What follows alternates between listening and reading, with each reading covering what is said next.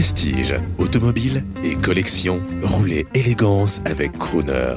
Bonjour, Jean-Pierre Ozna pour Crooner Radio. Alors, il s'agit d'une voiture des années 70 ou 1969, donc on est un an après 1968. Et un an après mai 68, Lamborghini fabriquait des voitures qui dépassaient l'équivalent d'aujourd'hui du million d'euros.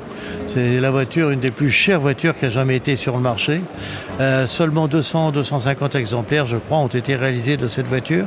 Elle est caractéristique avec cette couleur complètement 70s, espèce de jaune-vert très caractéristique, un peu fluo. Et c'est une voiture qui est ce qu'on appelle aujourd'hui un supercar, avec un moteur qui l'entraînait à plus de 300 km/h.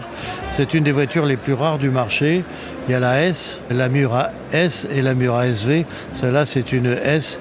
Et c'est une voiture qui devrait effectivement, aujourd'hui aux enchères, dépasser le million d'euros. La particularité de cette voiture, c'est qu'elle est extrêmement au ras du sol. Donc c'est une carrosserie Burton très allongée, avec un moteur très long. Mais vous voyez qu'à l'avant du moteur, du capot, ne contient pas le moteur. Le moteur est à l'arrière.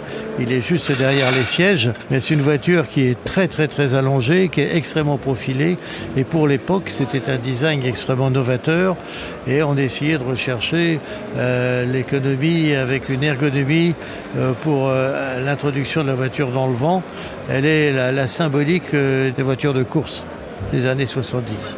On retrouve du reste sur toutes les voitures de compétition cet MBK arrière pour appuyer la voiture sur l'arrière, et puis ce très long capot avec ses ailes renflées sur les roues. C'est caractéristique de cette époque. Quel héros de cinéma ou de série télé pourrait monter dans cette voiture très 70s? Alors c'est tout simple, aucune idée.